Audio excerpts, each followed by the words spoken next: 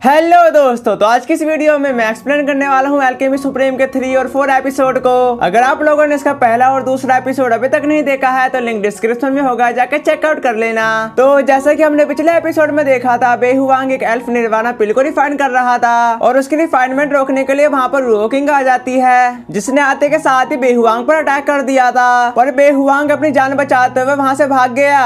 जिसके बाद बेहुआंग की स्पिरिट बेटियान की बॉडी के अंदर आ जाती है। जिसके बाद हम बेटियान को देखते हैं जिसने अपनी आइस एंड फायर की मार्शल वीन्स को एक्टिवेट कर लिया था। पर ये सब हान फेंग को देखकर सहा नहीं जाता, जो सुनकर बेटियान ने हान फेंग को फाइट करने के लिए चैलेंज दे दिया था। जिसके बाद एल्डर यान वहाँ पर फाइटिंग अरीना भी क्रिएट कर देते हैं और वो दोनों एक दूसरे का सामना करने के लिए फाइटिंग अरीना में भी आ जाते हैं। अब आगे तो इस एपिसोड की शुरुआत होती है जहाँ पर हान फेंग कह रहा होता है, सु बेटियान, पिछली बार एक मरे हुए व्यक्ति की तरह तुम्हारी पिटाई की थी, इस बार भी मैं तुम्हें घुटने और दया के भीख मांगने पर मजबूर करूंगा। वो कहते ही उसने बेटियान पर अटैक कर दिया था। तभी हमें बेटियान के अंदर से एक एनर्जी हनी बी के अंदर जाती हुई दिखाई देती है और गाइस, ये जिसकी भी एनर्जी है वो आगे चलकर बेटियान का काफी ज्यादा साथ देगी। जिसके बाद वो हनी बी हान फेंग की तरफ अटैक करने के लिए जाने लगती है। साथ ही साथ बेटियान भी उस पर अटैक करने के लिए चला गया, जो देखकर हान फेंग उस पर अटैक करने ही वाला था, लेकिन उसी वक्त हनी बी उसको डंक मार देती है, जिसकी वजह से वो अपना अटैक बेटियान पर कर ही नहीं पाता। जो मौका पाकर बेटियान ने उस पर अपनी आइस पावर से अटैक कर दिया था, जिसके कारण वहाँ की जगह के साथ ही साथ हान फेंग भी फ्रीज होने लगा था। पर हान फेंग ने अपने आप को हनी बी के अटैक से संभाल लिया था, लेकिन वो देखता है कि उसके पैर तो फ्रीज हो गए, जिसकी वजह से हान फेंग अपने पैरों को बिल्कुल भी नहीं हिला पा रहा होता है। दूसरी तरफ बेटियान ने अपनी फायर पावर को एक्टिवेट करने के साथ ही हान फेंग पर अटैक कर दिया,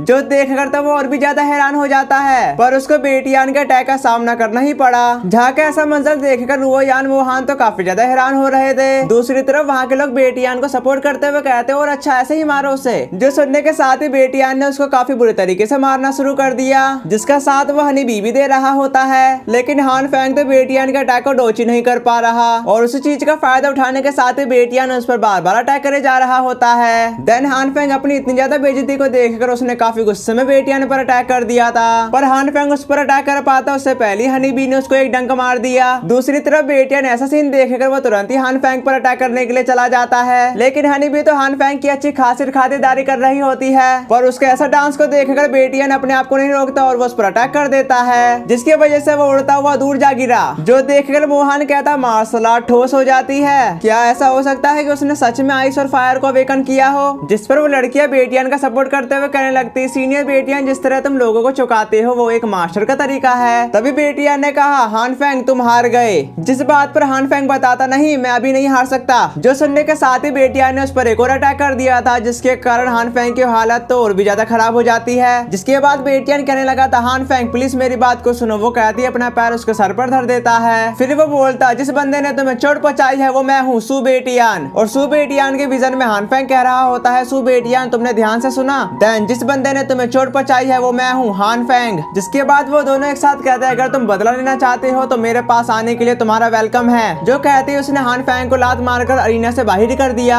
जिसके बाद वो वहाँ के लोगों से कहने लगता, और कौन है जो मुझ पर धोखेबाजी का इंजाम लगाना चाहता है? जो सुनकर वहाँ के सारे लोग अपने आप को शर्मिंदा महसूस कर रहे थे। अगले सीन में हम उन दोनों को देखते हैं जहाँ पर मिस कह रही होती है कि यहाँ पर काफी ज्यादा शोर है, चलो चले। जो कहते ही वो दोनों वहाँ से चले गए थे। इसके बाद एल्डर यान बेटियान से कहते, आज से तुम लान हाओ मैंसन के सुजाकू एकेडमी के मेरे डिसिपल हो। साथ ही साथ यह वाइड स्पिरिट पिल तुमको रिवॉर्ड के रूप में दी जाती है, जिसको ले लेके साथ ही बेटियान कहता है, इसे वर्चुअल पिल भी कहा जा सकता है। अगर ये इसका एंसेस्टर होता तो इस प्रकार की एनर्जी से उसकी आंखों में एक चमक सी आ जाती। फिलहाल इस बॉडी को कल्टीवेट करना कुछ ना करने से बेहतर है। जिसके बाद वो एल्डर यान को बताता, आपका शुक्रिया एल्डर यान, मैं समय पर सुजाकू एकेडमी को रिपोर्ट करूंगा। जिस बात पर एल्डर यान भी एग्री कर गए। अगली सीन में हम बेटियान को देखते हैं जो अपने घर की ओर जा रहा था। तभी वहाँ पर कोई कहने लगा था, मास्टर गुस्सा होने से खुद को नहीं रोक सकते। जिस पर बेटियान का कहना है कि कौन बात कर रहा है। इसी के साथ ही बेटियान के अंदर से एक स्पिरिट बाहर आते हुए कहते कि मास्टर घबराओ मत, ये है मैं हूँ। पर बेटियान तो काफी ज्यादा चौंकते हुए बोलता, हाँ तुम कौन हो? तभी स्पिरिट कहने लगते, क्या तुम मुझे नहीं जानते? मेरा नाम लिंगर है, यह एल्फ निर्वाणा पील है जिसे तुमने डिफाइन किया था। जिस बात पर बेटियान ने बताता, क्या तुम एल्फ निर्वाणा पील हो जो एंसेस्टर द्वारा डिफाइन है? ये बात को सुनकर लिंगर कहते कि हाँ, और तुम मास्टर के डिसेंडेंट हो, इसी वजह से तुम मेरे नए मास्टर हुए।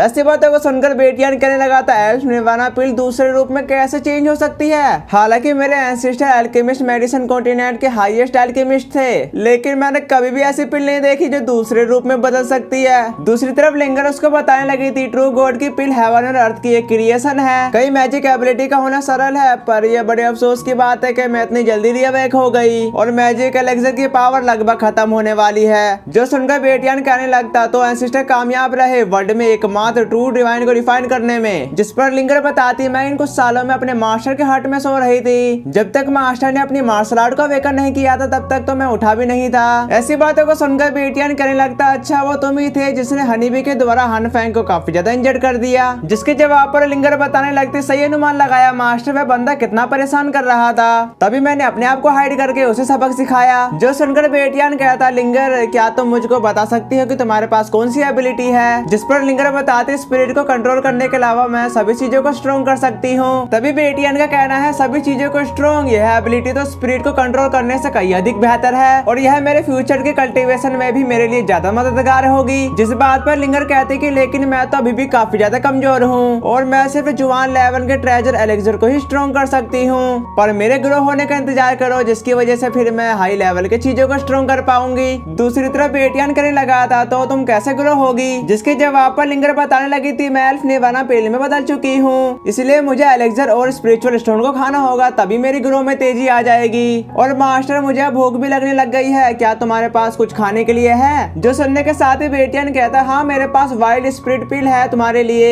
जिसे देखकर लिंगर बताती मास्टर ये एलेक्सर काफी ज्यादा बकवास है, मुझे इसे और रिफाइन करना होगा। वो कहते ही लिंगर अपनी रिफाइनमेंट प्रोसेस को शुरू कर देती है। जिसे देखकर बेटियान कहने लगता यह तो इस पिल को और भी ज्यादा पावरफुल कर रही है, पर लिंगर का रिफाइनमेंट खत्म होने के साथ ही उसने उस पिल को खा लिया। साथ ही वो कहते हैं इसका टेस्ट बेटर है। देन उसको यह भी बताने लगी थी मास्टर यहाँ पर कोई आ रहा है तो मैं तुमसे अब बाद में मिलूंगी। दूसरी तरफ हम मिस को देखते हैं जिनका नाम रैंसी है, वो बेटियान की तरफ ही आ रही थी। जिसके बाद वो बेटियान से कहने लगती काफी समय हो गया मिले हुए। जो सुनकर बेटियान कहता रैंसी तुम यहाँ क्या कर रही हो। जिस पर रैंसी बताती खैर मुझे तुमसे कुछ लेना देना है। ये बात को सुनकर बेटियान का कहना है क्या तुम मुझे इसलिए ढूंढ रही हो क्योंकि तुम्हें सगाई तोड़नी है। उसके ऐसे अल्फाजों को सुनकर रैंसी उसे अच्छी तरीके से चेक करते हुए कहने लगती सो बेटियान आज कुछ अलग लग रहा है। जब मुझे यह पता चला था कि उसने मुझे देखा था उसी वक्त अपना इजाफा दिखाएगा बल्कि अपना कंट्रोल भी खो देगा, लेकिन आज जिस तरह से तुमने मुझे देखा वो तो भयानक रूप से शांत था। जो सोचने के बाद वो बेटियान से बोलती तुम मुझसे रिश्ता क्यों तोड़ना चाहते हो।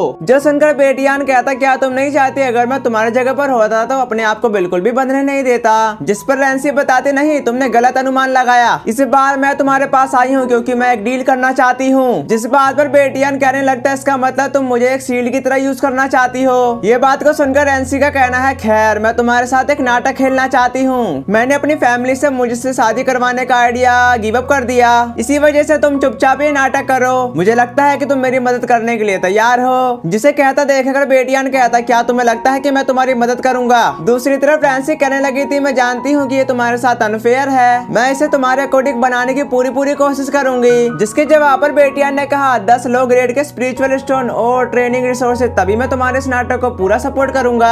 ऐसी बातों को सुनकर रैंसी का कहना है क्या सच में। जो सुनकर बेटियान कहता तुम रिसोर्सेज का योगदान करती हो और मैं अपनी ईमानदारी का योगदान देता हूँ। जिसके बाद वो अपने मन में कहता लिंगर और मुझे ग्रो करने के लिए कल्टीवेशन रिसोर्सेज की जरूरत होगी। यह रिसोर्सेज को हासिल करने के लिए एक अच्छी अपॉर्चुनिटी है, चाहे कोई भी परेशानी हो जब तक मैं स्ट्रॉन्ग हूँ इसे संभाल सकता हूँ। जिसके बाद रैंसी बेटियान से कहने लगती मेरे पास केवल 3 लो ग्रेड के स्पिरिचुअल स्टोन और 3 लाख गोल्ड कॉइन है, लेकिन मैं तुम्हें बाकी कीमत जल्दी अदा कर दूंगी। जो लेने के साथ ही बेटियान कहता अब देर हो रही है, तुमको पहले लाना हाउस सिटी में वापस जाना चाहिए और मैं तुम्हें 2 दिन में ढूंढ लूंगा। जिसके बाद बेटियान वहाँ से जाने ही लगा था, पर रैंसी उसे रोकने के साथ ही कहने लगती इस कम्युनिकेशन की वजह से तुम्हें कांटेक्ट करना आसान होगा। वो कहती रैंसी ने अपना स्पिरिचुअल बॉल उसको दे दिया। इसके बाद यहाँ सीन शिफ्ट होकर सू फैमिली की तरफ आ जाता है, जहाँ पर वो कह रहा होता है कि डैड और बहना में वापिस आ गया। और बेटियान वहाँ पर आते के साथ ही पानी पीने लगा था और उसकी आवाज को सुनकर वहाँ पर उसकी सिस्टर भी आ जाती है और वो आते के साथ ही उसकी सिस्टर सू किंगलियान कहने लगती आज बेटियान का स्पिरिचुअल एनलाइटमेंट टेस्ट कैसा रहा। जिस पर बेटियान बताता मैंने आइस और fire dual element heaven martial art को अवेकन किया और ऑफिशियल तौर पर लान हाओ की सुजाकू एकेडमी का डेसिपल भी बन गया। और उसकी ऐसी बात उसके डैड भी सुन लेते हैं जिनका नाम सूल यूजी है। तभी वहाँ पर बेटियान ने उनको आइस एंड फायर के एलिमेंट को दिखाना शुरू कर दिया था, जो देखकर उसके डैड का कहना है कि यह तो रियल में आइस और फायर के डुअल एलिमेंट के साथ हेवन लेवल की मार्शल आर्ट है। गॉड ने आखिरकार मेरी सू फैमिली को ब्लेसिंग दे ही दी। जिसके बाद वो उससे कहते बेटा तुम सू फैमिली के गौरव हो और किंग यान उसको गले से लगाने के साथ ही कहने लगती बेटियान तुम काफी ज्यादा औसम हो। जिस बात पर बेटियान के डैड डैड भी कहने लगते हैं चलो अंदर चलकर धीरे से बात करते हैं। अगले सीन में हम उन लोगों को देखते हैं जो चाय पीते हुए बातें कर रहे थे, जहाँ पर बेटिया ने बताता आपने मुझसे एक पहले वादा किया था, अब मैंने अपनी मार्शल आर्ट को भी अवेकन कर लिया है, क्या मैं इसके बारे में अपनी माँ को बता सकता हूँ। जो सुनकर उसका डैड काफी ज्यादा इमोशनल होने के साथ ही बताते लगता है अब तुम्हें वो बताने का समय आ चुका है। तभी बेटिया ने बोलता आप मुझे क्या बताना चाहते हो, जिसके जवाब पर उसके डैड कहने लगे थे तुम अब बड़े हो चुके हो तो कुछ बातों का पता होना जरूरी है। तुम्हारी माँ का नाम याओ युएली है, वो ईस्टर्न फायर रीजन में मेडिसन वैली के ओनर की सबसे छोटी बेटी थी, और जब तुम 3 साल के थे उस समय याओगो के लोग अचानक लानहो सिटी में आ गए और उन्होंने तुम्हारी माँ को जबरदस्ती उठा लिया, साथ ही साथ मैंने तुम्हारी बहन को भी चोट पहुंचाई। मैंने मिस्टर तियाओ से तुम्हारी लाइफ फ्लेम किंग यान फायर स्पीड भी छीन ली, पर तुम अभी यंग हो। तुम्हारी माँ मरने के हालत तक लड़ती रही और वो जिंदा भी रही, लेकिन जब मैं यहाँ पर आया तो यहाँ पर सब कुछ बिगड़ चुका था और इसी वजह से हमारी सू फैमिली के काम में काफी ज्यादा गिरावट आ चुकी थी और फैमिली कंपटीशन में हान फैमिली हार गई। ना केवल उसने अपनी रिच फैमिली के रूप में अपनी जगह ही खो दी, साथ ही हान फैमिली के द्वारा लानहाउ सिटी को बाहर निकाल दिया गया। जो सुनकर बेटियन काफी गुस्से में कहता मेडिसन वैली और हान फैमिली को मैं छोड़ूंगा नहीं, जिसके बाद डैड उसको बताते तुम्हारे सिस्टर बेहद टैलेंटेड पर गंभीर रूप से इंजर्ड होने की वजह से यह बड़े अफसोस की बात है और मेरी पुरानी इंजरी के कारण 5 स्टार मार्शल आर्ट रीला में मैं फंस कर रह गया हूँ, इसी वजह से मैं सू फैमिली को प्रोटेक्ट करने में नाकाम रहा। ये बात को सुनकर बेटियन कहते कि सिस्टर चिंता मत करो, मैं अपनी माँ को बचा कर रहूंगा और याओगो के लोगों को उसकी कीमत चुकानी होगी। साथ ही साथ मैं यह भी चाहता हूँ कि मेडिसन वैली मेरे पैरों तले नीचे रोन दी जाए। ऐसी बातों को सुनकर उसको डैड कहने लगे थे एक्साइटिंग मत हो, मेडिसन वैली जोखिम भरी हुई है, तुम उसकी कल्पना भी नहीं कर सकते, पर जो तुमको करना है उसकी अच्छी तरीके से प्रैक्टिस करो। तुमको ग्रेट मार्शल आर्ट रीला में ब्रेक थ्रू करने की कोशिश करती रहनी होगी। अगर तुम सुजाकू फैमिली मैटर कर सकते हो तो हमारी सू फैमिली को आगे बढ़ने से कोई नहीं रोक सकता। ऐसी बातों को सुनकर बेटियन कहने लगा था डैड आपको कितना समय लगने वाला है फैमिली डिसीजन लेने में, जिस पर उसके डैड का कहना है कम से कम 3 महीने। तभी बेटियन बोलता चिंता मत करो, जब सू फैमिली की क्वालिटी की बात आती है तो कोई भी नहीं जीत सकता। जो सुनने के बाद बेटियन के डैड बताने लगते हैं बस बेटियन फैमिली के मामलों में चिंता मत करो, बस तुम अपनी कल्टीवेशन पर ध्यान दो। अगले सीन में हम बेटियन को देखते हैं जो अपनी कल्टीवेशन कर रहा था और इसी सस्पेंस के साथ ही ये वाला एपिसोड खत्म हो जाता है। अगर आपको ये वाली वीडियो पसंद आई है तो प्यारा सा लाइक एंड कमेंट कर देना, बस सब्सक्राइब कर लो।